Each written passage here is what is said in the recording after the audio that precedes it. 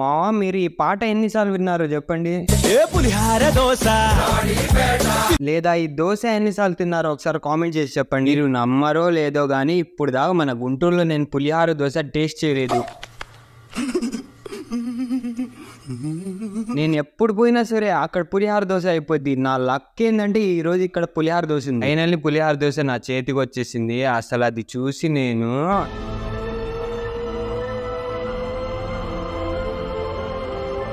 Literally నా చేతికి రాగానే తినడం స్టార్ట్ చేసేస్తా. ఫస్ట్ బయట క్లిప్ తీయడం కూడా మర్చిపోయా. టేస్ట్ ఉంది బ్రో, ఫుల్ నెయ్యి వేసిన కమ్మని దోశ, మధ్యలో పుల్లని పులిహోర. అసలు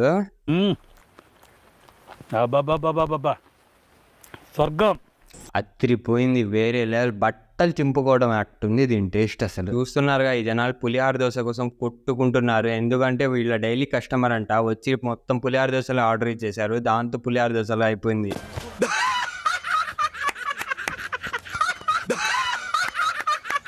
మీ సావు మీరు సావుండ్రా అనుకొని చిట్టి ఇడ్లీ పార్సల్ తీసుకొని ఇంటికి వచ్చేసాను. ఆ ఇడ్లీ టేస్ట్ ఉంటుంది బ్రో. ఆ ఇడ్లీ తీసుకొని చట్నీలో నంచుకొని తింటుంటే ఎంత తింటుంటే అంత స్మూత్గా వెళ్ళిపోతూ ఉంటాయి.